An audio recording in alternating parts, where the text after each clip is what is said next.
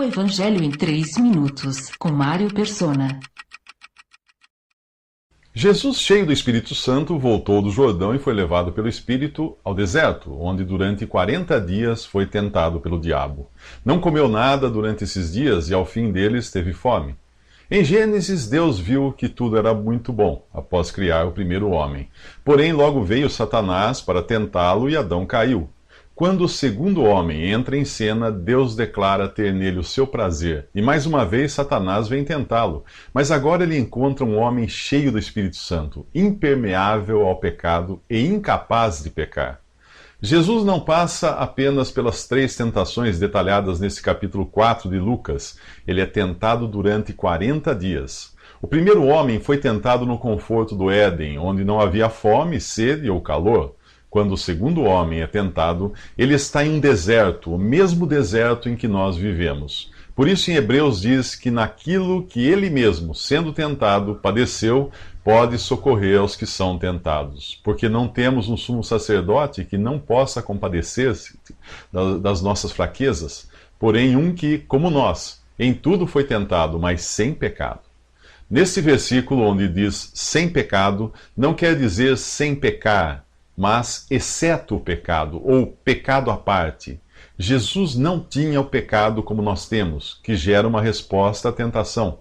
Ele só podia ser tentado de fora para dentro, e não de dentro para fora, como ocorre conosco. Tiago explica que cada um é tentado pela própria cobiça, sendo por esta arrastado e seduzido. Então a cobiça, tendo engravidado, dá à luz o pecado, e o pecado, após ter se consumado, gera morte. Embora o crente em Cristo traga em si a possibilidade de responder à tentação, a palavra de Deus afirma que ele está equipado para suportá-la. Em 1 Coríntios diz que não sobreveio a vocês tentação que não fosse comum aos homens, e Deus é fiel. Ele não permitirá que vocês sejam tentados além do que podem suportar. Mas quando forem tentados, ele lhes providenciará um escape para que o possam suportar.